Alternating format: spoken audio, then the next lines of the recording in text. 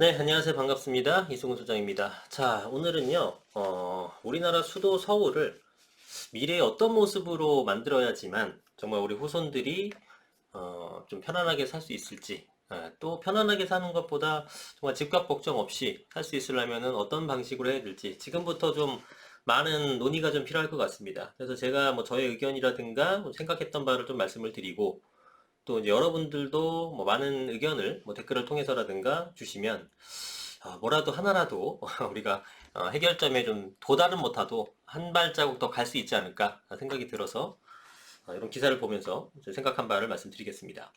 자, 용적률 500% 상향이라는 것이 이제 일기 신도시에 대해서 일기 신도시가 말 그대로 일기다 보니까 신도시가 처음으로 이제 재건축, 새 옷을 갈아입으려고 준비를 하는 건데 당시 신도시를 지을 때는 이제 90년대에 지은 것들이 다 대부분 그렇죠. 80년대에 지은 것들은 저층주거지지만 90년대에 지어진 것들은 대부분 용적률을 상당히 많이 소위 찾아 먹었습니다.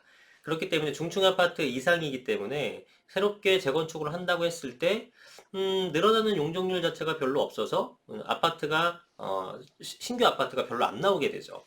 그러면 일반 분양을 해서 조합원들의 수익을 얻어야 되는데 그게 안 되다 보니까 사업성이 너무 떨어지고 그것은 각 개인별 조합원들이 많은 추가 분담금을 내야 된다는 결과로 나타나기 때문에 그렇게 비싼 분담금 내면서 할 돈이 없는 그런 지역들에 대해서는 재건축이 불가능하고 재건축이 불가능하니까 공급이 안 되니까 기존의 구축이나 매매도 안 되는 신축 가격들이 급등을 하고 뭐 그래서 부작용이 생기고 또한 사람들이 원하는 양질의 주택이 보급이 안 되면서 또 많은 분들이 고통을 받죠. 주택 보급률은 지금 현재 전국이 104% 정도 되는데 그럼에도 불구하고 집이 안 잡히는 이유는 뭐겠습니까? 당연히 여러분들이 원하는 집이 안 나온다는 거죠. 뭐 4평, 5평짜리 뭐 이런 원룸도 주택 보급률에 포함이 되고 정말 쓰러져가는 거의 폐가 수준의 집도 어쨌든 주택이기 때문에 공부상 주택이기 때문에 주택 보급률에 포함이 되고 그렇게 하다 보니까 100%가 넘는 게 별다른 의미가 없다는 거죠. 하지만 여러분이 원하는 것은 직장 가깝고 역세권에 적어도 25평, 33평 정도가 되는 그런 아파트 형태의 집을 원하는 건데 그러한 양질의 집에 대한 주택 보급률은 현저히 적다라는 겁니다. 서울 같은 경우에는 나대지가 없지 않습니까? 결국은 재개발 재건축이라는 방식을 통해서 꾸준한 공급을 해줘야 되는 건데 재건축 재개발이 규제가 되다 보니까 공급은 또 안 되고 있죠.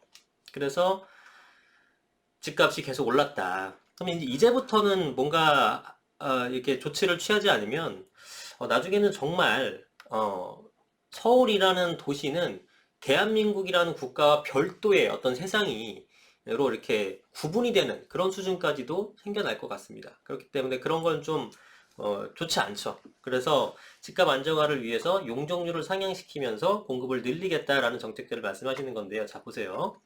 자, 빽빽한 닭장 아파트가 양산을 불보듯 한다. 사생활 침해 교통 문제 예상. 물론 닭장 아파트가 양산이 된다고 하게 되면은 문제죠.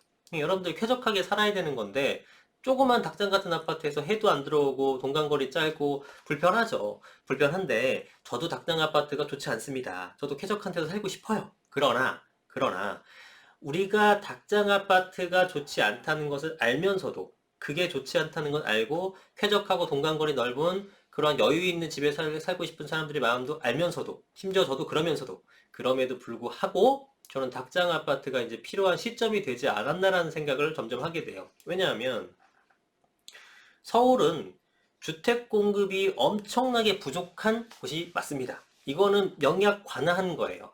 서울의 주택 공급 문제는 집값 문제는 주택 공급이 부족해서가 아니야. 뭐 투기꾼들의 문제야. 이렇게 말씀하시는 분이 있다면 진짜 그분하고는 투자에 관련돼서는 절대 상종도 하지 마시고 말씀을 놔두지 마세요. 정말 아무것도 모르시는 분입니다.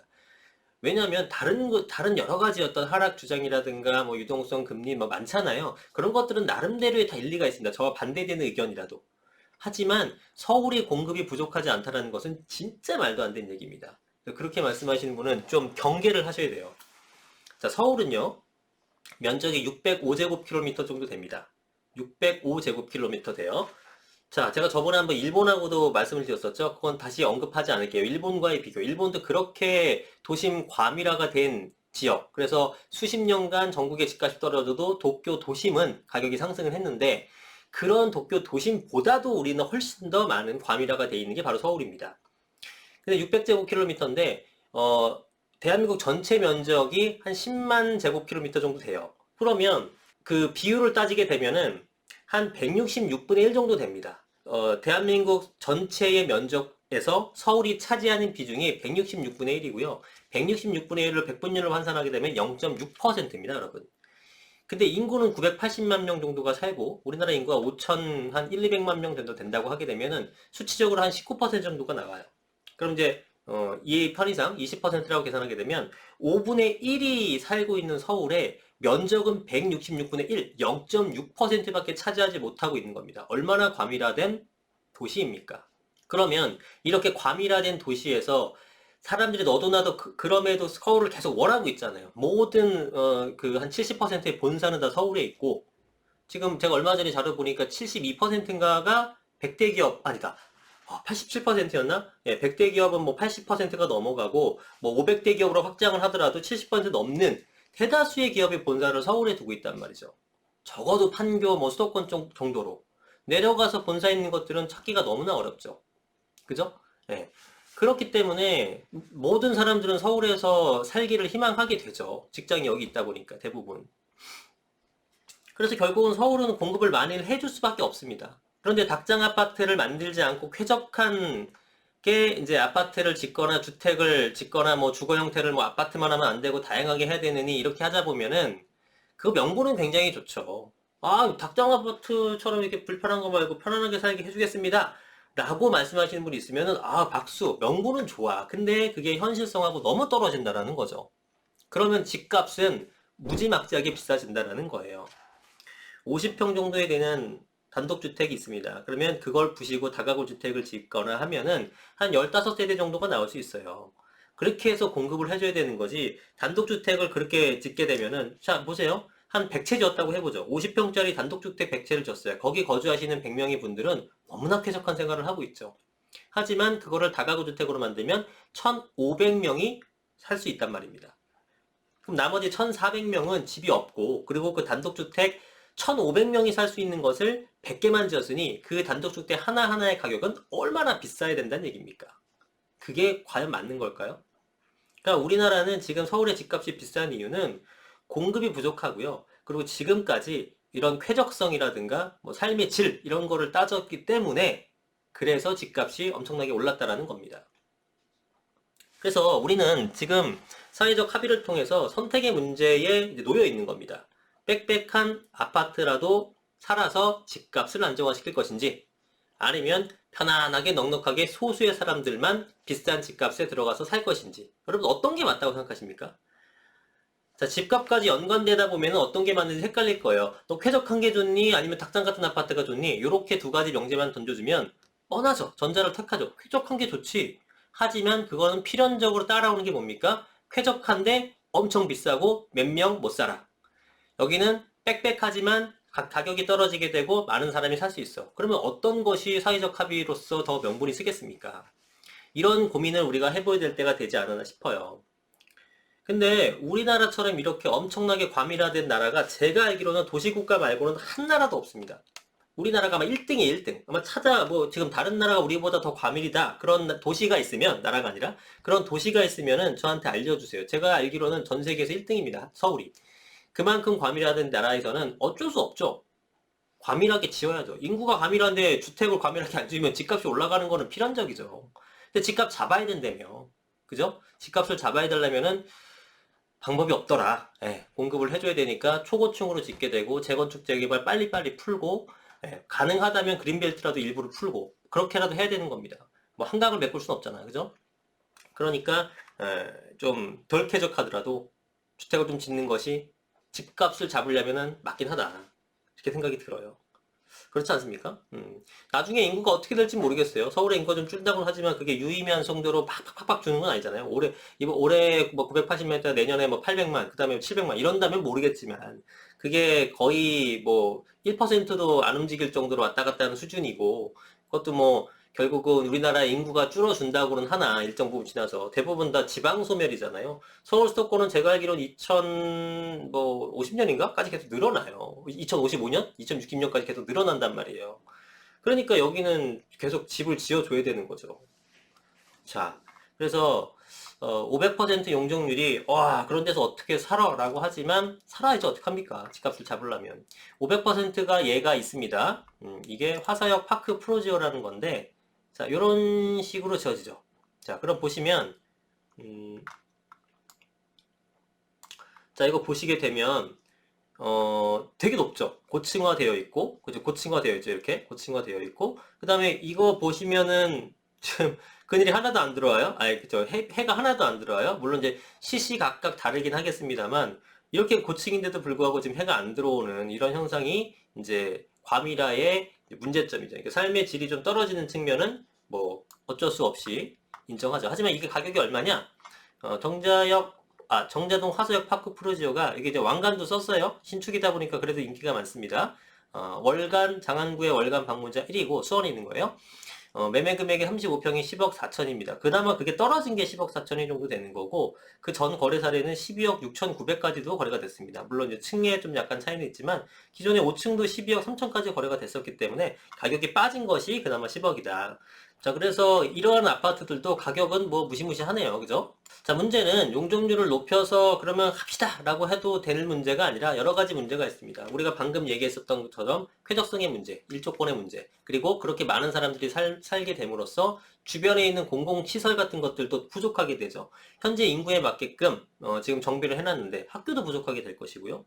도로도 확장을 해야 될 것이고요. 그 다음에 지하철 같은 것도 엄청 이제 뭐 빽빽하게 들어서게 되겠죠. 배차 간격도 좀 늘려야 될 것이고 그 다음에 공공기관 이용하는 것도 맨날 가면 줄 서게 되겠죠. 사람들이 더 많게 되니까 뭐 이러한 부분들을 어떻게 해결할지에 대해서 지금부터 잘 깊이 있게 플랜을 짜야 된다는 겁니다. 자 그리고 이 용적률 상향에 있어서 국가가 마음대로 할 수 있는 게 아니고 여기 이제 서두에서도 여기 기사 나왔지만 지자체 협조가 필수적입니다. 요 내용을 이제 살펴볼 건데 우리 그 아파트를 지을 수 있는 거는 뭐 1종, 2종, 3종, 뭐 준주거, 뭐 상업지대 주상복합 지을 수 있고요. 이런 곳에다 짓는 건데 지금 1종 일반 주거 지역은 법령으로 이거는 우리 지금 3종 일반 주거 지역의 아파트 짓는 대표적인 주거지인데 그 법령으로는 국토계획법상으로는 300%로 되어 있습니다. 근데 서울시의 3종 주거지에 대한 현재 용적률은 조례상 서울시 조례, 아까는 법령이고 조례는 250%로 되어 있어요. 그래서 이게 3종 주거지의 300%를 500%로 늘려봤자 에이 우리는 그냥 이걸로 할래. 쾌적한 게 좋아. 이렇다면은 아무 의미가 없죠. 용적률을 겨우 올려봤자. 그죠? 그렇기 때문에 지자체들의 어떤 협조가 필수적이라고 얘기하는 겁니다. 지금 뭐 서울 기준에 했을 때 전임시장이었던 박원순 시장 같은 경우가 이분이 이제 얘기하는 것들은 사실은 이 재개발 지역을 활성화를 안 했잖아요. 그리고 35층 룰 같은 것도 제한을 시킨 분이시지 않습니까? 그리고 도시 재생 이런 걸 했었어요. 이게 뭐예요, 이게? 도시 재생은 재개발 지역은 좀 전면 철거 안 하고 그냥 조금 고쳐주는 겁니다. 아스팔트 깔고 벽화 그려주고 계단 고쳐주고 주차장 좀 넣어주고 대문 같은 거 고칠 때 좀 지원금 넣어주고 이런 식이에요. 몇몇 군데가 있지만 거기 거주하시는 분들의 만족도는 엄청나게 떨어지죠. 네, 그런 식으로 하실 때 누가 만족합니까? 다들 신축 희망하는데. 그죠? 내부는 뭐 썩어 들어가는데 겉에만 그렇게 잠깐 발라놓는다고 되겠어요? 그러니까 실패한 사업이죠. 근데 박원순 시장의 전임 시장의 의도는 도시재생으로 굉장히 좀 인간미가 넘치고, 사람들은 이렇게 정감 있게 사는 것이 좋지 않느냐? 명분은 좋죠. 근데 서울에서는 이런 식의, 그리고 사람들이 원하는 그런 거와는 전혀 맞지 않다는 거죠. 이거는 그래서 본인의 생각이신 거고, 서울 시민들의 생각은 이게 아닌데, 이거를 강요하면 안 된다는 겁니다. 결론적으로 재개발 재건축 이때부터 공급을 안 했기 때문에 서울 집값 올린 것도 사실 하나의 원인이 되는 거예요. 그래서 어찌됐건 이게 500% 올려주고 그럼 서울시도 조례를 250이 아니라 뭐 400%라든가 450%라든가 이렇게 따라가 줘야 되는 겁니다. 서울이든 부산이든 뭐 성남이든 어디가 됐든 그래서 이 지자체와 협조도 계속 이제 원활하게 돼줘야 된다라는 거죠. 자, 근데 이런 지적은 굉장히 좋은 것 같아요. 용적률 상향을 통한 고밀 개발은 선별적으로 적용할 필요가 있다고 조언했다. 자, 이건 맞아요. 자, 이제 뭐 지방은 전혀 필요가 없어요. 지방은 뭐 그냥 쾌적하게 사셔도 됩니다. 뭐 인구가 그렇게 많지 않은데 굳이 뭐 고층으로 높여요. 그냥 마당도 갖는 집도 좀 많이 만들고 넉넉하게 사시면 돼요. 그런데 서울은 그게 아니기 때문에 많이 지어야 되나? 서울을 전부 다 그렇게 지을 수는 없겠죠. 그러니까 서울 중에서도 지금 뭐 역세권, 그 다음에 고밀화가 이미 되어 있는 곳을 그러니까 그 회사가 많고 고미라가 되어 있는 곳 주변 이런 것들을 더 올려줘야겠죠. 그래서 일본의 롯본길스라고 아시나요? 롯본길스라고 뭐 저도 가본 적은 없습니다만 이게 이제 조감도 같은 것들인데 얘네들이 이렇게 이제 고층형 빌딩, 뭐 주상복합도 있고 뭐 사무실도 있고 뭐 호텔도 있고 뭐 다 있나 봐요. 이렇게 지어진 거예요. 이거를 이제 실제 그 사진으로 보게 되면 이런 식입니다. 그래서 이렇게 뭐라 그럴까? 이렇게 고층화시키고 과밀하게 지어지게 되면은 이게 뭐 거의 하나의 도시다라고 이제 얘기 표현할 정도로 굉장히 많은 사람들이 여기 살고 있거든요. 적은 면적에. 그러니까 이렇게만 짓게 되면은 사실은 뭐 사실 주택 공급이 충분하게 되면 가격이 안정화될 수 있다라는 거죠. 그래서 우리나라도 저런 식으로 지어야 되는데 저러한 롯본기 같은 것들을 몇 개만 만들어도 사실 집값 안정에 상당한 도움이 되지 않을까. 서울 전체를 다 할 필요는 없고 저런 지역들이 좀 나와줄 필요가 있다라고 생각을 하는 겁니다. 자, 그리고 이제 여기서도 이제 권대중 교수가 얘기한 게 도심을 고밀 개발하더라도 용적률을 높인 만큼 건폐율을 낮추고 낮춘 건폐율로 확보한 대지는 도로나 공원 용지, 학교, 병원 인프라 구축에 활용해 주거지 개선할 필요가 있다. 굉장히 정확한 지적이시죠. 자, 건폐율이라는 것은 이렇게 땅이 있으면은 뭐 건물을 이렇게 지게 되면은 여기 뭐 반을 짓는다고 치보죠. 반을 지으면 이거는 건폐율이 50%인 거예요. 100평의 땅에다가 50평만 지었기 때문에 50%가 적용된다 이 뜻입니다. 그러면 쓸 수 있는 토지가 반밖에 없죠. 건물이 면적을 50% 했으니까. 그런데 이렇게 하지 말고 50층짜리 50평으로 써서 50평을 4개 층 지어갖고 200평을 만드느니 20평 건폐율을 한 다음에 10개 층을 지어주는 겁니다. 똑같잖아요. 50평을 적용해서 4개 층짜리 만들어서 200평을 사용하나 20평짜리를 10층을 만들어서 200평을 사용을 하나 똑같잖아요. 대신 이게 고층화 시킬수록 건폐율은 낮아질 수 있다는 거죠. 그럼 이런 상태에서는 이 100평의 땅에서 내가 쓰는 땅은 건물이 차지할 면적은 20평밖에 없고 나머지는 뭐 옆에 땅도 이렇게 생겼을 거 아니겠습니까? 그죠? 그럼 이게 모아가지고 학교도 만들고 공원도 만들고 병원도 만들고 하자는 거예요. 어떤 얘기인지 아시겠죠? 그래야지만 주거의 질이 좀 개선이 될 테니까 주거 환경 자체가 정주 여건이 좋아지게 될 테니까 이런 내용이 필요하다라는 겁니다. 그래서 제가 이제 화두로 던지고 싶은 것은 닭장 아파트 싫어하는 것 너도 나도 다 싫어하는 건 맞지만 사실은 서울에서는 닭장 아파트가 어쩔 수 없이 필요할 수밖에 없다. 이제 닭장 아파트 개념이 이제 그 조그만 아파트를 지으라는 얘기는 아니에요. 4평, 5평 지으라는 얘기는 아니고 평수는 여러분들이 거주할 만한 25평, 34평을 짓되 좀 고밀화돼서 고층으로 짓고 좀 빽빽하더라도 일조권 같은 거나 동간거리 좀 참아내더라도 그런 식으로 해야 되지 않겠느냐. 집값을 궁극적으로 잡기 위해서는. 이거 아니고서 여러분들의 서울 집값 잡을 수 있는 방법이 있다면 그걸 하겠습니다. 근데 제가 볼 땐 없습니다. 그렇기 때문에 이런 것들을 제안하는 거고 여러분들의 의견은 어떠신지 뭐 댓글이라든가 이런 걸 통해서 한번 주시면 그걸 여러 가지 취합해서 또 다른 어떤 좋은 생각이 나게 되면 다시 또 말씀드리도록 하겠습니다. 쓸데없이 말이 많았는데 여튼 우리나라 서울이 정말 어떻게 가야 될지에 대해서 고민이 많아요. 뭐 전 정책 입안자도 아님에도 불구하고 집값도 좀 안정화돼야 될 것 같고 사실 미친 집값이 맞긴 하잖아요. 너무 비싸고. 그래서 이거를 잡을 방법은 단기적으로도 없고 결국 중장기적으로 봐야 될 때 사실 공급 확대밖에 없다. 그런데 공급 확대는 재개발, 재건축 당연히 해야 되지만 재개발, 재건축 갖고는 부족하다는 거죠. 현재 상황에서. 왜냐면은 지금 뭐 천 세대 정도 단지를 부시고 새로 지어봤자 한 4,500세대? 뭐 이렇게 나온다면은 순증하는 게 한 400세대 내외라면 그리고 그런 것들이 이제 중층 아파트가 시작되게 되면 순증 효과가 이제 1.4가 아니라 1.1이나 1.2까지 떨어질 텐데 그렇게 해갖고 어느 세월에 집값을 잡냐 이거죠. 그래서 확실하게 용적률을 높여주고 용적률 높여지면서 나오는 여러 가지 부작용, 삶의 질적인 부분이 떨어지는 것은 사회적 합의를 통해서 인정을 하고 그런 식으로 가야 되는 것이 맞다라는 판단이 들고 여러분들 생각은 어떤지 궁금해서 오늘 영상을 찍었습니다. 좋은 내용들 많이 알려주시고 또 다음엔 제가 또 좋은 영상으로 찾아뵙겠습니다. 자, 구독과 좋아요 많이 눌러주시고 다음에 더 좋은 영상 찾아뵙겠습니다. 감사합니다.